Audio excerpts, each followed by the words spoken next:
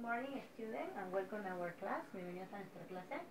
El día de hoy vamos a ver un nuevo tema, ¿ok? Donde vamos a tener que aplicar un poquito de lo que es la primera grammar, la base de la gramática inglesa. ¿A qué me refiero cuando hablo de la primera base? Es al verbo to be, ¿ok? Tenemos que tener en cuenta que los verbos to be son tres, ¿ok? Vamos a hablar del am, are, is. Y a su vez también vamos a complementar este tema con el gerundio ing, ¿ok? ¿Pero a qué se refiere esto? Dice, ¿cómo voy a utilizar en conjunto el verbo to be más el ing? ¿Cuándo lo trabajo? Cuando dice voy a hablar de acciones, ojo, acciones que suceden en el momento, ¿ok? Entonces, yo defino que el verbo to be de la mano con el ing, que son los gerundios, van a formar acciones que suceden en el momento, ¿ok? Para eso se utiliza ese su uso en forma general. Entonces dice, usamos el verbo to be. Recordamos que el verbo to be son tres, am, are, is, ¿ok? Que tienen su propia conjugación. Y se complementa, dice, ojo, estoy hablando de este tema, y se va a complementar con el uso del ing, ¿ok? Ese es el famoso ing. ¿Y qué significa ing? Significa ando, endo. O sea, esta partecita, esta palabrita, tiene dos significados, ando o endo, ¿ok? Y dice que este ing lo voy a adicionar, lo voy a sumar a mi verbo principal. ¿A qué voy a llamar verbo principal? Por ejemplo, al play, al work, ¿no? Que son verbos bien comunes que se trabajan en el idioma inglés. Ahora, observamos, ya que sabemos su uso, para qué sirven, tenemos el grammar. El grammar me indica lo siguiente, que cuando voy a hablar de acciones que suceden en el momento, voy a aplicar lo siguiente. Debe haber un pronoun, ¿ok? Miss, ¿y cuáles son los pronoun? Recordamos, ¿no? Por ejemplo, el pronoun I, you, we, they, he, she, and it. Esos vienen a ser los pronombres. Eso es lo que me pide aquí, que debo tener cualquiera de estos.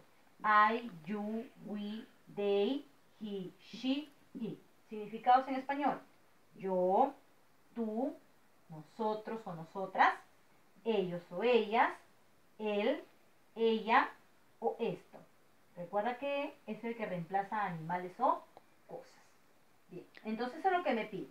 Luego, después de colocar uno de estos personal pronouns, debe ir el verbo to be, obviamente de acuerdo al trabajo que voy a realizar con el grammar del pronoun. Luego del verbo to be viene mi verbo principal más el ing, ¿ok? Esto es mi grammar. Aplicando lo que me pide en mi grammar, entonces puedo trabajar. Si me dice pronoun, ok, escogí el pronoun I, que significa yo. ¿Quién trabaja con I? Trabaja am. Me pide que haya un verbo to be. Y luego me pide un verbo, ese es el verbo play, en su forma base, y le aumento el ing. Entonces, al yo aumentar al verbo play, que es el verbo jugar, si yo le aumento ing, se transforma en jugando, ¿no? Entonces, justamente para eso se utiliza el gerundio, para formar los ando, endo al finalizar de los verbos. Entonces, ¿qué me dice en español aquí? I am playing. Yo estoy, porque recuerda que el verbo to be es el verbo ser o estar. Yo estoy jugando. Entonces, cumplo con lo que me indica la función, que son acciones que suceden en el momento. Yo estoy jugando. I am playing. ¿Ok? Teniendo en cuenta esto, vamos a continuar con el word bunch, que son algunas palabritas que van a adicionar en su ficha. Tenemos music room, conference, books, problems, auditorium, playground, doing, reading, playing. Ojo, que playing tiene doble significado. Significa jugando y significa tocando. Pero este tocando quiere decir cuando hablo de instruments. ¿Ok? Va a significar tocando siempre y cuando esté hablando de instrumentos musicales. ¿Ok? solving, resolviendo, giving, dando.